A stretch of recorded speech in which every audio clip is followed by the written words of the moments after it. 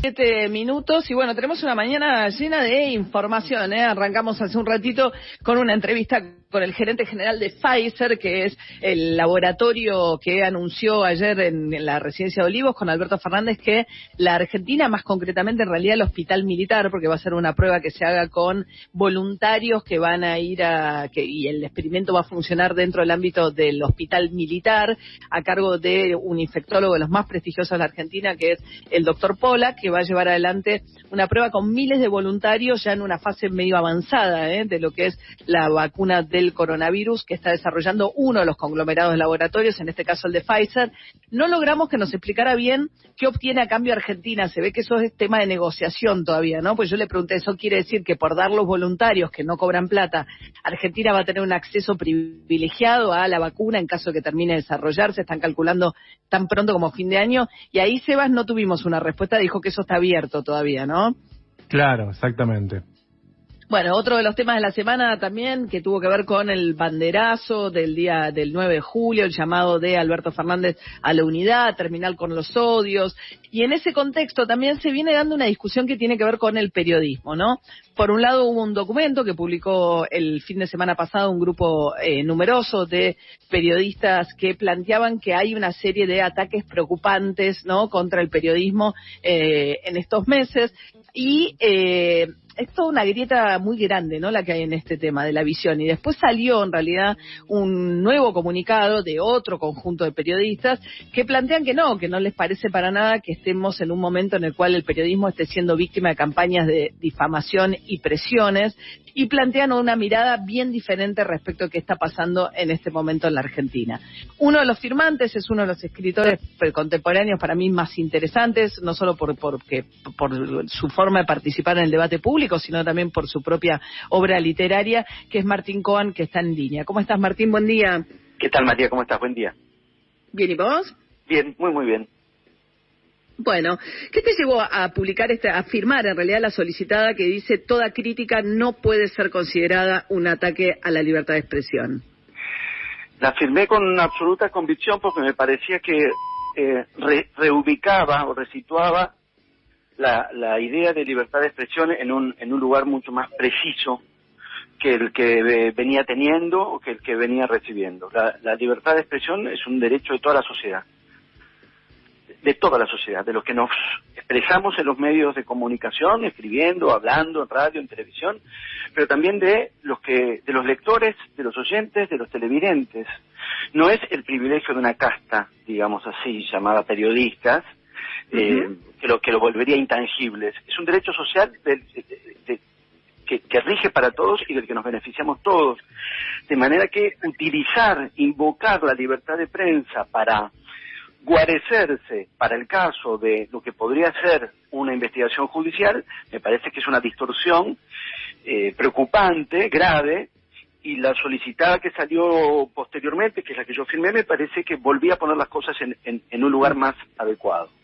Claro, porque un poco el disparador de aquella primera solicitada había sido cuando Luis Majul hablaba acerca de un inminente pedido posible de detención en la causa de lo que es el espionaje ilegal que se estaba investigando en Lomas de Zamora, y un planteo de la defensa de los Moyano, que estuvieron entre los que fueron investigados ilegalmente, que pedían que le tomaran declaración indagatoria a Majul porque planteaban que se había servido de información de esa célula y que eso lo hacía parte de esa organización, ¿no? Un argumento para mí bastante descabellado. Incluso Horacio Berbisky salió a escribir en el Cohete a la Luna, su medio, ese fin de semana, planteando que no es un delito del Código Penal. Uno puede discutir, que para mí es una discusión valiosa, qué significa en términos de la calidad del periodismo y la relación del periodismo con fuentes particularmente gelatinosas, o que te pueden llevar a terrenos muy dudosos, como es utilizar a los servicios de inteligencia como fuente de información, ¿no? Si tal como lo estás planteando, ese señalamiento es infundado, entonces no hay más que presentarse ante la justicia, y ante los requerimientos de la justicia, respondiéndole a la indagatoria, se demostrará, se probará, se establecerá que el señalamiento es infundado. Lo que me parece que no, digamos, lo que yo no compartiría es una especie de presunción de intangibilidad según la cual ahí donde un periodista es interpelado, entonces es dañada la libertad de prensa, como si, me parece que es algo que pasa a veces en los debates con las categorías, ¿no? El que sostiene la libertad se adueña de la libertad, se considera dueño de la libertad o de la república o de la libertad de expresión, y en realidad la está usando como coartada o como un escudo protector. Como una inmunidad, como si fuese el fuero de los parlamentarios, decís. Exactamente. O sea. Exactamente, me parece una gran figura. Ahí donde más bien uno se inclinaría a debilitar el fuero de los parlamentarios, para que no se convierta... Claro, porque te cubre la libertad de expresión, pero no de hacer un delito. Es interesante la comparación que haces, Martín, porque, digamos, o sea, el fuero de los parlamentarios fue pensado para que no fuesen perseguidos por sus opiniones, no para cubrirlos de sus delitos, tipificados en el Código Penal, ¿no? Entonces, si se vuelve una coartada de inmunidad y a la vez, por ende, de impunidad, entonces ahí diríamos hace una malversación de categorías y una malversación de valores. La libertad de prensa no es algo a invocar. Si un periodista, digamos, es objeto de una sospecha de orden judicial, responderá ante la justicia como respondemos todos.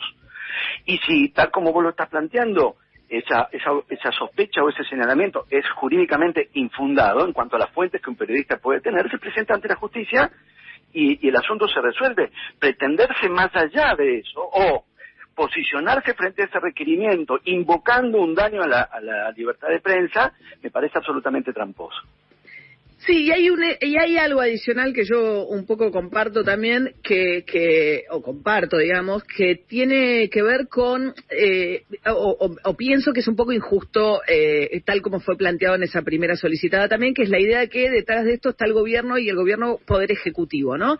Y esa es una causa donde, sí, claro, obviamente hay un sector del kirchnerismo que fueron además víctimas de esas escuchas ilegales, particularmente Parrilli, que en su momento publicó Majul, que a mí, yo en ese momento lo dije y lo vuelvo a reiterar, que me parecía que era totalmente infundada esa publicación, que no debió haberse hecho porque avanzaba sobre cuestiones privadas que no revestían ningún interés público, además del origen dudoso de esa pinchadura, pero que ellos venían como planteando, obviamente, que Majul era parte de esa organización. Y a partir de lo que dice Parrilli, digamos, la solicitada de alguna manera le atribuye eso a Alberto Fernández, ¿no? Mirá, yo creo que eso nos pone frente a dos instancias. Una es lo que veníamos considerando. No hay inmunidad para ningún gremio de ninguna índole. Digamos, ¿no? Como yo soy docente universitario, como yo meto la pata o me involucro en un ilícito e invoco la libertad de cátedra, porque los docentes tenemos la libertad de cátedra, que es la autonomía para definir los contenidos de los conocimientos que vamos a enseñar. Convertir eso en un escudo de cobertura y pretender que si se meten conmigo, se meten con la libertad de cátedra, es ridículo, pero además es malicioso y además daña severamente el valor que uno supuestamente está enunciando. La libertad en términos generales, de la que se habla mucho y quizás con un tanto imprecisamente de un tiempo a esta parte, o en este caso la libertad de expresión, de ninguna manera tiene que ver debería tener que ver con esta clase de coberturas. Me parece eso, una coartada,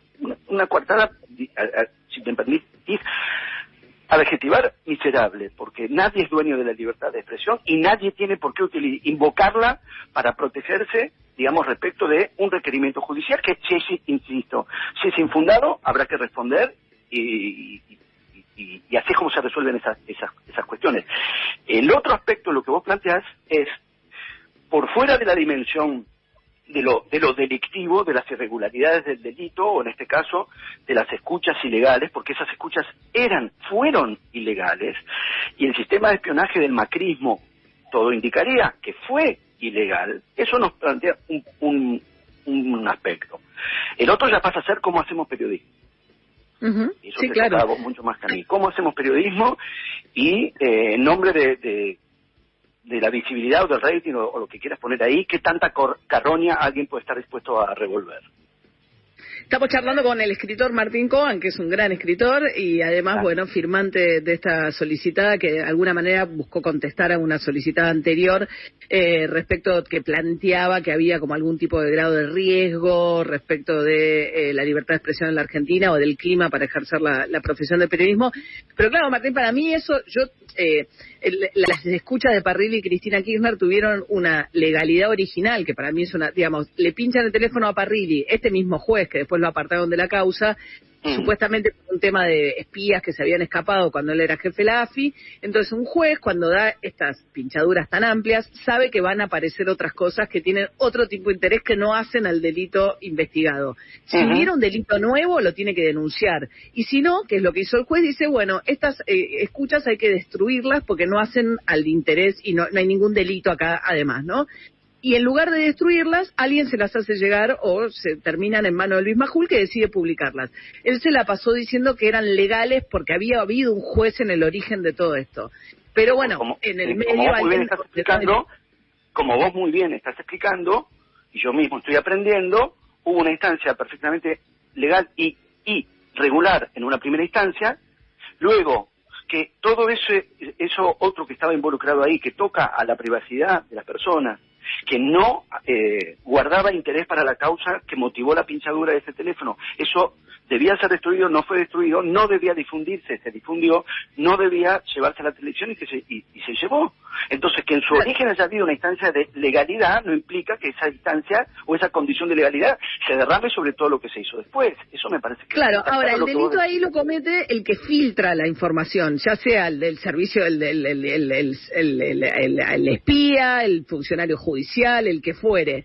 En nombre de la libertad de expresión, que yo sí creo que esa es una protección que vale, en todo caso, después el periodista puede decidir difundirla o no en base a todas esas consideraciones que nosotros hacemos. Yo decidí que no, o sea, mi decisión, yo no las tuve primero, pero cuando las escuché no las hubiese difundido y no las reproduje, salvo una cosita en función de algo que quería argumentar. Pero lo que quiero decir es... ahí hay una decisión ética del periodismo que yo sí creo que eso sí no forma parte de algo que deba ser juzgado, aunque a mí no me guste la calidad del periodismo que genera, en nombre de proteger la libertad de expresión. Por eso insisto, me parece que son dos los asuntos que tenemos entre manos. Ahí donde puede haber hechos irregulares respecto de la ley, esa es una instancia de la discusión, y nadie está por fuera de estos requerimientos. Ningún ciudadano trabaje de lo que trabaje. Y luego esta otra parte de la discusión. Supongamos, yo no lo tengo tan claro, estoy escuchando y pensando lo que vos planteás. Supongamos que no hay irregularidad en términos legales, entonces pasamos a esa segunda instancia, que es tan interesante como la otra, que es cuál es el periodismo que nos interesa, qué idea tenemos del periodismo, qué pensamos del periodismo carroñero. Yo creo que eso es periodismo carroñero. Eso es un problema. Vos sabés que yo lo que más me preocupa de lo que está pasando es que el periodismo, digamos, más exacerbado es el periodismo que hoy está midiendo mejor o más polarizado también en las en los medios, ¿no? No solamente digo los Babi Echecopar, todos los que se ponen en posiciones ultra, digamos, en algunos casos de mucha agresión, de mucha espectacularidad, etcétera, es lo que mejor está funcionando en la televisión. Eso sí me preocupa, porque me parece que no sé qué es lo que están buscando, sí sé lo que buscan, que es rating, pero me preocupa respecto de qué es lo que la ciudadanía adopta. Es que es parte del asunto, es parte de lo mismo, no es algo exactamente complementario. Yo diría es el nudo de lo que estamos diciendo.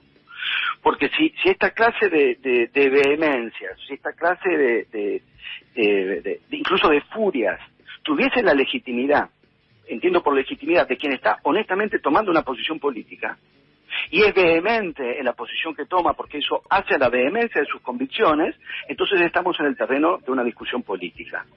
Yo tengo la misma impresión que vos, que es solamente especulación por rating. Si les rindiera otro tipo de cosa, harían otro tipo de cosa. Entonces, no hay ahí una convicción, no lo hacen por convicción, no están preservando ninguno de los valores que invocan, pero como los invocan de manera fraguada, los están dañando. No les interesa la república, no les interesa la libertad, no les interesa la libertad de prensa, lo hacen porque da rating. Este sería el planteo. Entonces, Y después hubo también yo lo planteé como una exageración, a mí me pareció, porque otro de los debates que se metió es esto de que Alberto Fernández retuiteó ese fragmento de una discusión entre Diego Leuco y Santiago Cafiero, en la cual un tuitero había hecho como una especie de efecto de poner como un golpe de puño cada vez que le entendía que Santiago Cafiero le estaba ganando la discusión a Diego Leuco. Alberto Fernández lo retuitea, yo lo planteé, me pareció mal que lo retuitearía porque creo que es el presidente de la nación, no es un tuitero cualquiera, y tiene que poner el tono del debate. Y la chicana y la burla no es un tono para mí indicado para este debate. Y Diego Leuco le contesta con una carta donde habla de altísima gravedad institucional porque el presidente responde a trompadas, como si esa trompada fuese literal. Y decís, en un país que hemos tenido lo que hemos tenido, reservemos altísima gravedad institucional para otros momentos, ¿no? Exacto, yo leí esa carta de Diego Leuco que me pareció muy penosa, precisamente por lo que estás diciendo, y me parece que pasa a ser como el mismo dispositivo. Es el mismo dispositivo, digamos, y me parece que es este dispositivo de extremar violencias y a la vez extremar susceptibilidades. Yo no lo veo como posiciones opuestas, me parece que es parte del mismo mecanismo. Se exacerban las violencias, se exacerban las susceptibilidades. Y lo que de un modo y de otro se vacía es lo que debería tener. Y ahí estoy hablando, digamos, yo soy televidente, yo soy oyente de radio, un cierto espesor en la elaboración de los debates políticos en el periodismo, que sabemos que en muchos casos eso está, nos estamos refiriendo a los casos en los que nos parece que no. Yo te diría... Sí, no, pero además y es un poco paradójico lo que hace Alberto Fernández también, porque él habla en nombre de la unidad, mejorar la calidad del debate, entonces digo, dale, no retuitees estas cosas porque estás realmente, digamos, yendo en la dirección contraria a lo que planteás. Yo no me voy a rasgar las vestiduras por un retuit del presidente, francamente, y me parece absurdo plantear que eso tiene gravedad institucional. Además, en todo caso, me parece que plantearlo uno mismo es de una falta de modestia llamativa. Pero más allá de eso... yo creo que Alberto Fernández también es un poco contradictorio. A veces entra en ese barro a la vez que declama que quiere salir de ahí, ¿no? Sí, estoy de acuerdo. Y que en algún caso, en alguna conferencia de prensa, por ahí se le filtra esa misma dualidad. Es una observación que podría compartir. De todas maneras, en lo personal, yo te diría que el problema no es unidad o confrontación, sino los términos de la confrontación. Porque si hay diferencias y hay desacuerdos, no me parece nada mal que haya confrontación. Me parece incluso necesario, me parece indispensable que haya confrontación. Y ahí donde alguien tiene una posición, algo, digamos, una convicción muy acendrada, y eso se transfiere o se convierte en la vehemencia de una forma de expresión, a mí me parece totalmente legítimo. Quiero decir, no es un problema de unidad frente a confrontación.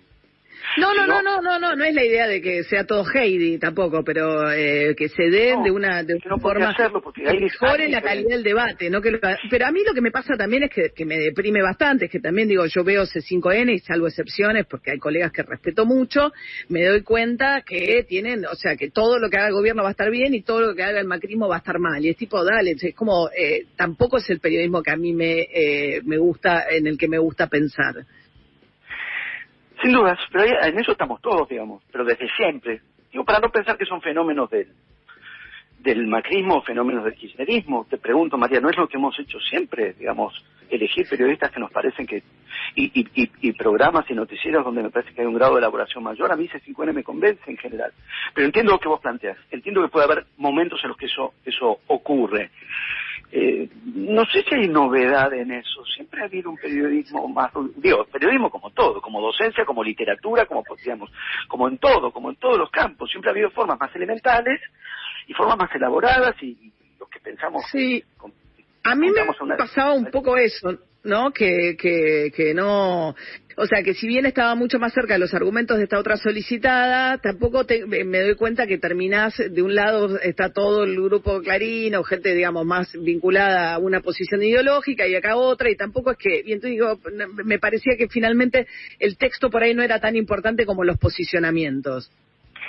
Sí, ahora, al mismo tiempo, a mí no me interesa tomar posición, digo, no creo que sea productivo discernir dónde uno ve más estos rasgos que estamos diciendo y dónde menos.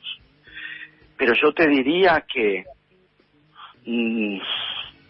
Lo de Babi Checopar yo no le encuentro parangón. Y mirá que yo lo escucho desde hace años porque como fenómeno social me interesa muchísimo. Yo no le encuentro parangón. ¿Lo escuchás? Qué interesante, me interesa un montón. Estamos charlando con el escritor Martín Coan. ¿Qué te pasa con lo de Checopar? Lo escuchaba muchísimo, lo escuché con bastante constancia hace tiempo. Hace tiempo, cuando él todavía se permitía cosas que después dejó de permitirse, como la homofobia, abiertamente. Me interesaba mucho, lo escuché durante mucho tiempo en Radio 10. Te estoy hablando hace años, lo escuchaba todos los mediodías. Porque generalmente ese tipo de ideologías nefastas, autoritarias, de odio de todo tipo, misoginia, homofobia, él después lo fue como acomodando eso. Yo lo escuchaba cuando no lo había acomodado. Porque en general los que tienen esas posiciones las disimulan. Esas ideologías tienden, por lo menos en épocas donde los vientos no soplan a favor de ese tipo de posiciones, tienden a encubrirse, ¿no? Es casi que el ejercicio que uno hace como yo soy crítico literario, el ejercicio que uno muchas veces hace es desentrañar en un discurso la homofobia que ahí anida, la xenofobia que ahí anida, la misoginia que se oculta, ¿no? Sí. Entre las palabras. En este caso no había nada oculto. O sea, se volvía discriminación explícita. Es el mismo paso que sabemos que existe entre el erotismo y la pornografía. La discriminación es pornográfica en el Checopar. Es pornográfica, está a toda la vista. Cuando, insisto, lo más común es que se disimule. Cuando uno escucha los discursos sociales de odio, de xenofobia, digamos, los atenúan, los encubren. En él es desenfadado, es explícito, sí. Insisto. La ideología se vuelve explícita como pocas veces.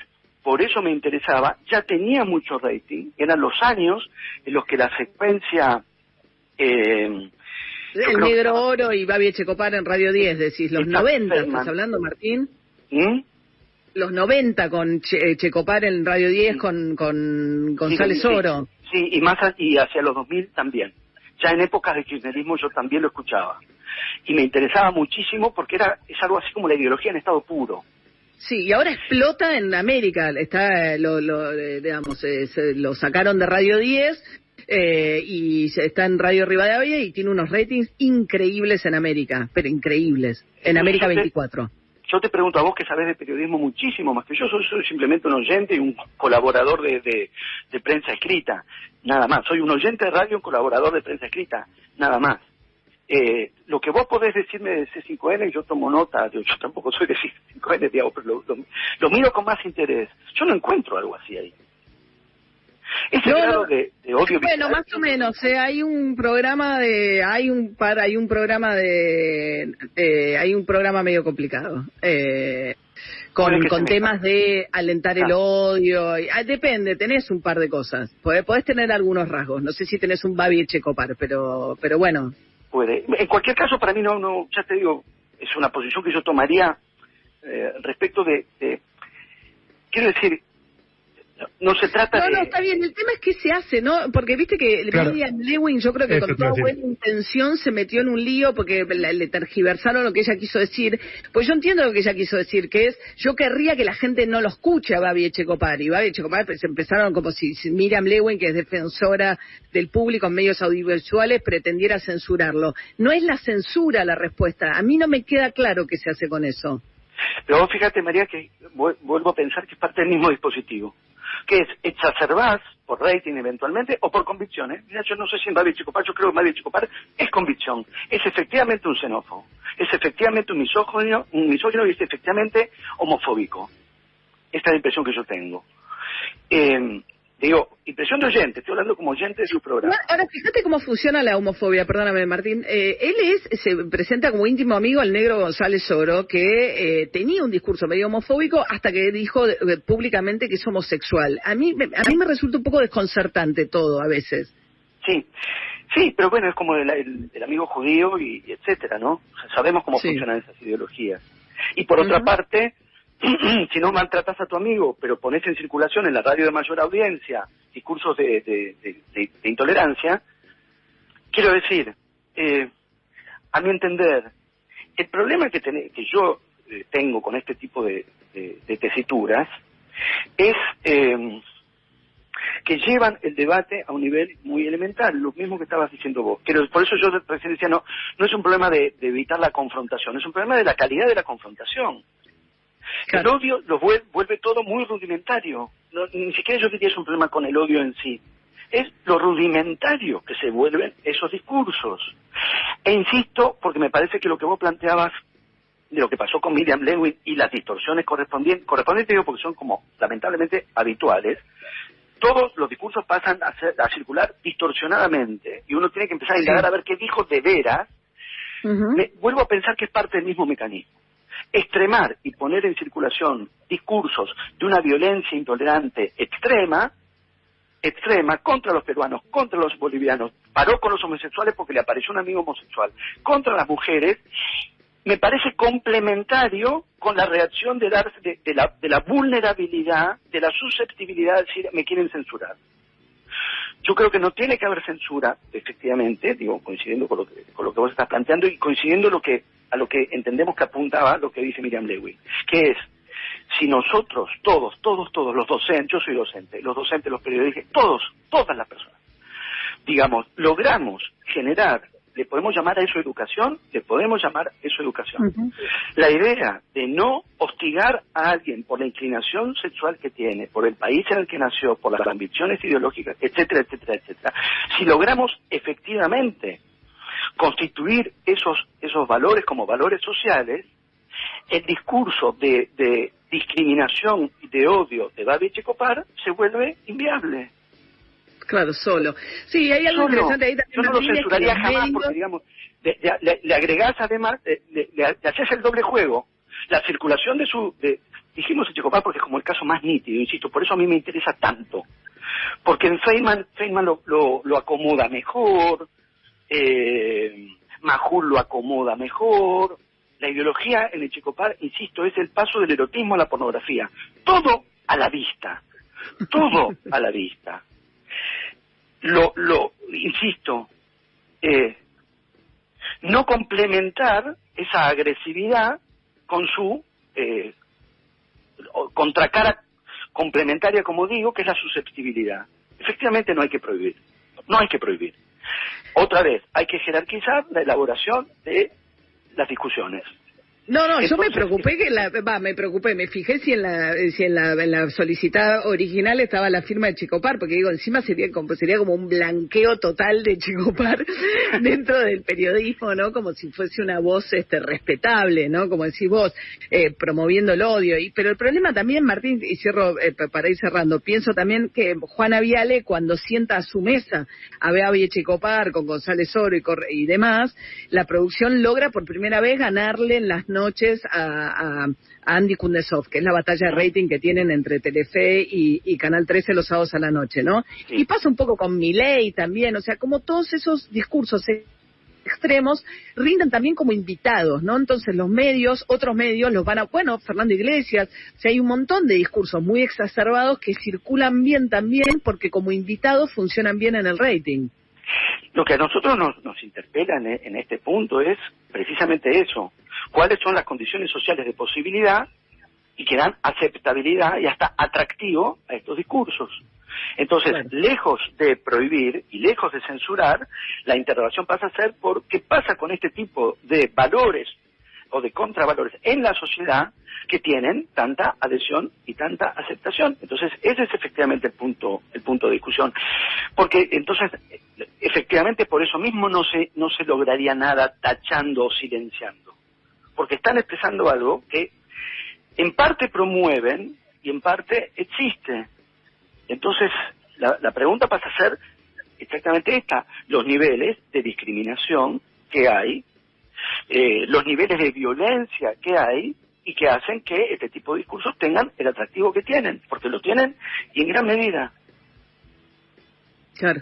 Bueno, Martín Cobán es escritor, participa del debate público interpelándonos y haciéndonos preguntas como las que, o charlas como la que tuvimos recién. Súper interesante, Martín.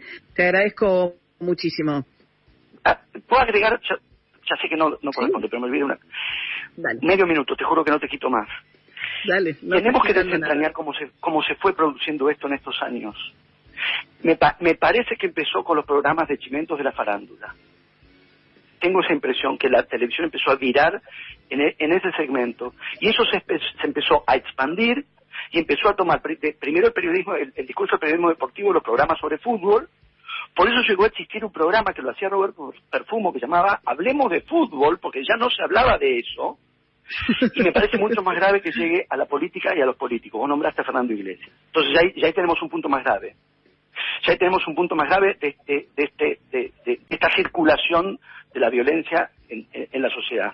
Porque ya no tenemos solamente en el espectáculo televisivo, traspasa al periodismo político, pero parece haber traspasado en algún que otro caso a los propios políticos. Y eso ya sí es grave, mucho más grave. El otro también lo era.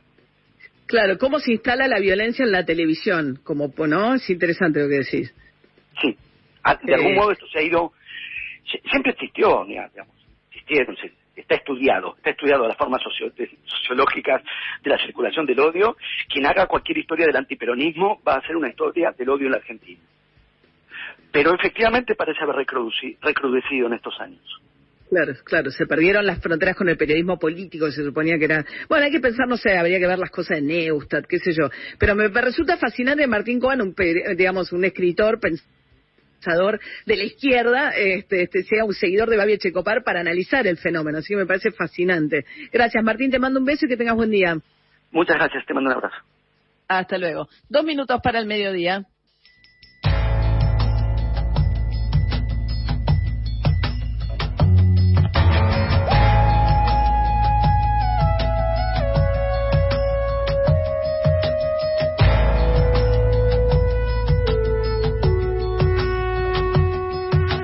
Nadie es dueño del cielo, nada es real. Cierra los ojos y sueña, libre de verdad.